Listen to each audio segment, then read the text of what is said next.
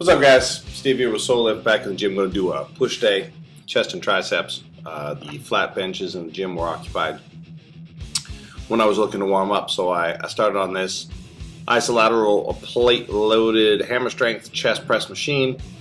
This is a straightforward pressing motion. There are three machines. There's a decline, incline, and flat. So I did some reps on flat to start out with. Benches came free, so I moved over and did a warm-up at 60.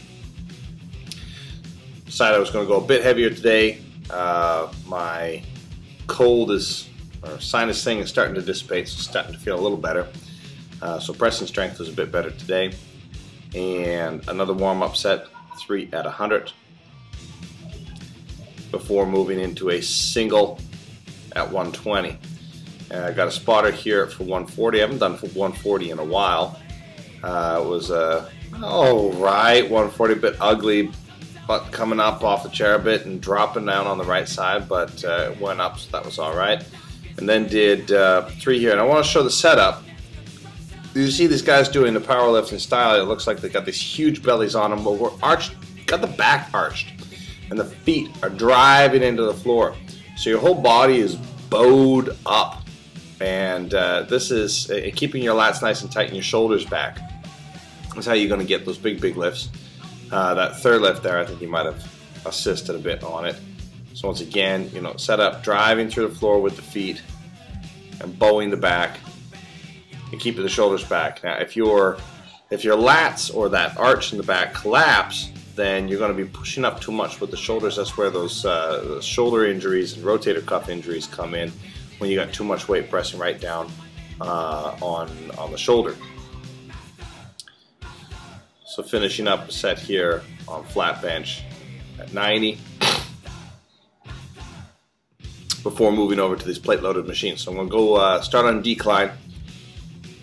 3 plates aside on decline, and this is just a warm-up set. And got a guy help me get the first rep up on these heavier sets. So we'll go to 4 pies aside.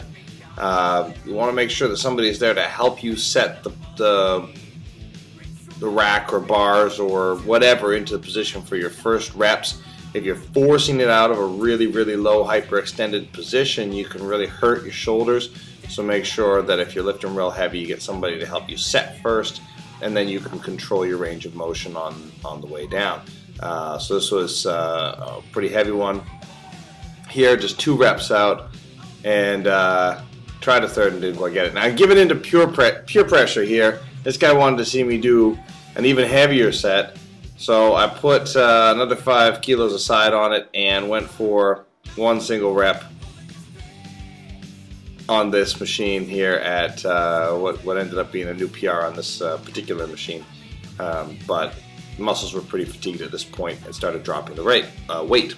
Once again, this is reverse pyramid training, which means that after a couple of warm-up sets, I'm going to do my heaviest sets first, when my muscles still have the energy available to do them, and then progressively drop the weight down so that you're doing a higher volume or a higher number of reps at the lower sets at lower weights, or the later sets at lower weights. Moved over to the incline machine. Here's the warm-up at 2 aside. These machines only start out with, I think, with 3 or 4 kilos on them. Is the weight of just the arms there, the little pivoting arms. Before increasing the weight and doing some more sets. I find these ones are a little bit more difficult on my previously injured shoulder, though, because the range of motion is nice and smooth, even if you're fatigued from doing bench and other assistance exercises.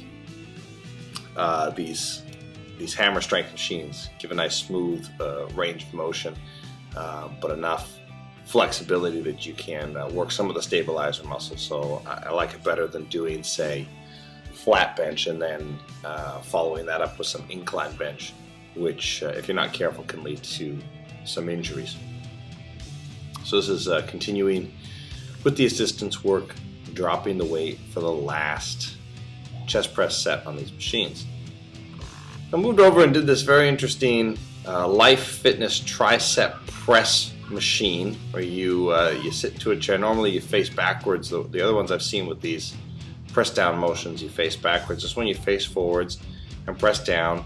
And I got the feeling this is almost like a decline chest press, though with the angle of the seat it really looks more like it works more the triceps.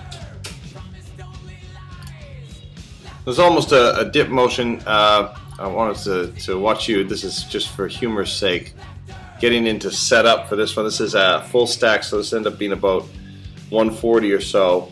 So I'm having a lot of difficulty using my body weight to get all the way down into the chair, slipping and sliding on the floor until finally get myself into a groove here to do these 140s. This is like for me an equivalent of doing weighted dips with 45, 50 kilos on them. It was difficult. It was a challenging press, especially after all those other pressing motions. Now, ideally, what I would have rather done here is keep the elbows tucked in, or the upper arm squeezed into the lats a little bit more. But I think the pattern practice with all the decline pressing that I had done earlier had got the elbows flared out a little bit. It was also my first time using this machine. So the next time I do it, I'd like to keep my elbows tucked in, and perhaps I'll use a dip bar grip as opposed to this chest press style grip that I'm doing here. Nevertheless, it was pretty good. And then some overhead cable tricep extensions. So I've got a few angles here. The first angle that I'm using, I want to show the flare out at the end of the motion. So as I extend forward through the elbows, I want to flare the ends of the rope out. That's going to hit that nice horseshoe shape on the sides of the tricep and give just a little bit more power to the exercise on the triceps here. And another view of this proper tricep push down station, although with this overhead it shouldn't really make too much of a difference, the angle of the pulley compared to a crossover machine. This is just 25 kilos and then an overhead press, and again trying to take momentum out of it, so I've got 1 foot step forward and just all the action coming through the elbows and triceps with a bit of overhead extension at the back of it, so I'm engaging a bit of the chest coming forward. And one final look at the same exercise here, and trying to keep the back, as with other exercises, nice and tight. And that was it on the day. Thanks as always, guys, for watching. Please like the video. Take the time to subscribe to the channel by hitting the subscribe button. The workout details are up here for you. Leave your comments, questions below. And until next time, keep growing.